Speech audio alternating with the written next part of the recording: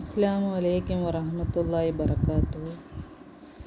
എല്ലാ സഹോദരിമാർക്കും സുഖമെന്ന് വിശ്വസിക്കുന്നു. ഞാൻ ഇന്ന് പറയാൻ പോകുന്ന ദിക്ർ മാനസികമായ വിഭ്രാന്തി മാറാനുള്ള ഒരു ദിക്റും ആയത്തുകളും ഒക്കെയാണ്. ആദ്യമായിട്ട് ചെയ്യേണ്ടതെന്ന് വെച്ചാൽ ആദ്യം സൂറത്തുൽ ഫാത്തിഹ ഓതുക, ആയത്തുൽ കുർസി ഓതുക, സൂറത്തുൽ ജിന്നിലെ ആദ്യത്തെ 5 ആയത്തുകൾ ഇവ ശുദ്ധമായ വെള്ളത്തിൽ ഓതി മുഖത്തും താമസിക്കുന്ന മുറിയിലും തളിക്കുക. സൂറത്തുൽ ഫാത്തിഹ,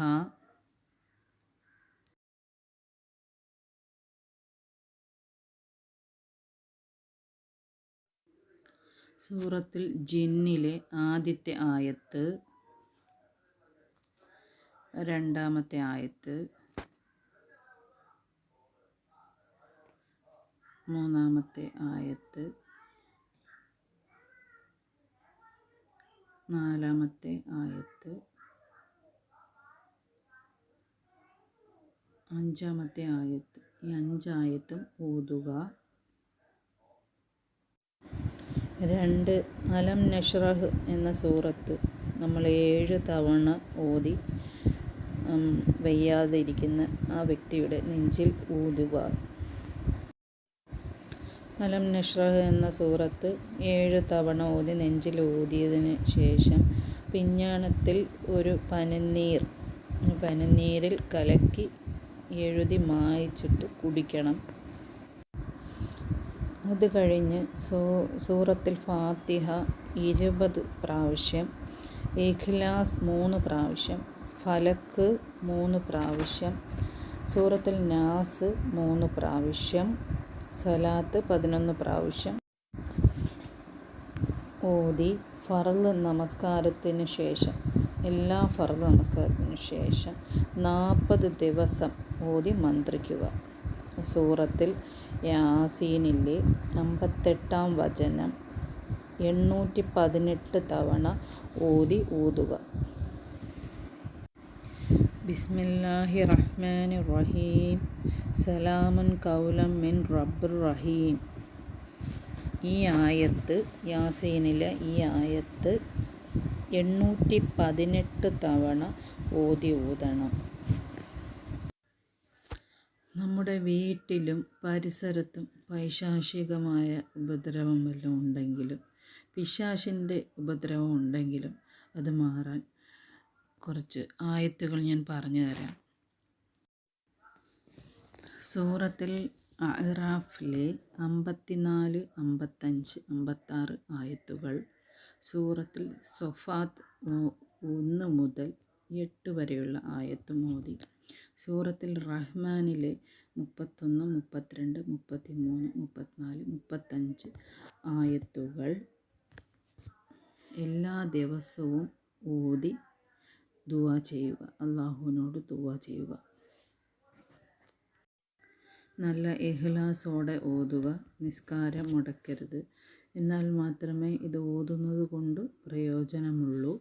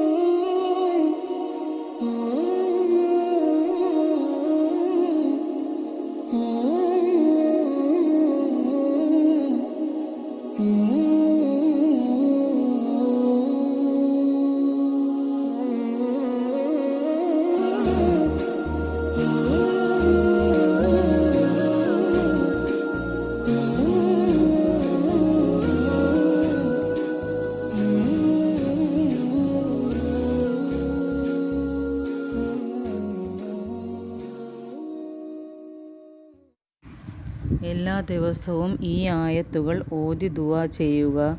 വീട്ടിലും പരിസരത്തും ഒരു പൈശാചികമായ ബാധയും ഏൽക്കില്ല. പിശാചിൻ്റെ ഉപദ്രവവും ഉണ്ടാകില്ല. അല്ലാഹുവിനോട് ദുആ ചെയ്യുക.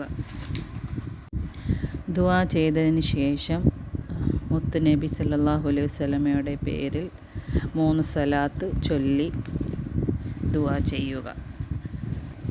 മാനസികമായ വിഭ്രാന്തി കൊണ്ട് വിഷമിക്കുന്ന എല്ലാവരുടെയും അസുഖങ്ങൾ അല്ലാഹു മാറ്റിത്തരട്ടെ.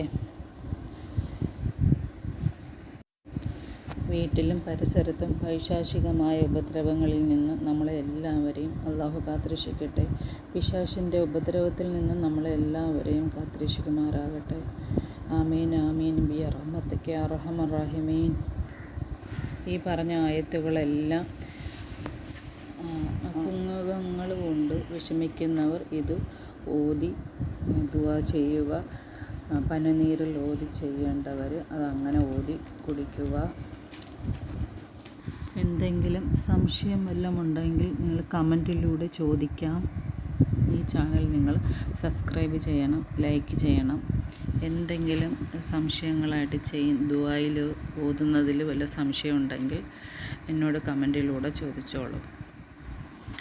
ഈ ദുആകളും ആയത്തുകളും എല്ലാം ആവശ്യമുള്ള മറ്റുള്ളവരിലേക്ക് നിങ്ങൾ ഷെയർ ചെയ്ത് കൊടുക്കണം. നിങ്ങളുടെ ദുആയിൽ എന്നെയും ഉൾപ്പെടുത്തണം. എൻ്റെ ദുആയിലും നിങ്ങളും കാണും. എല്ലാവർക്കും ആഫിയത്തുള്ള ദീർഘായുസ്സ് നൽകി പടച്ചവൻ അനുഗ്രഹിക്കട്ടെ. ആമീൻ ആമീൻ യാ റബ്ബൽ ആലമീൻ. അസ്സലാമു അലൈക്കും വറഹ്മത്തുള്ളാഹി വബറകാതുഹു.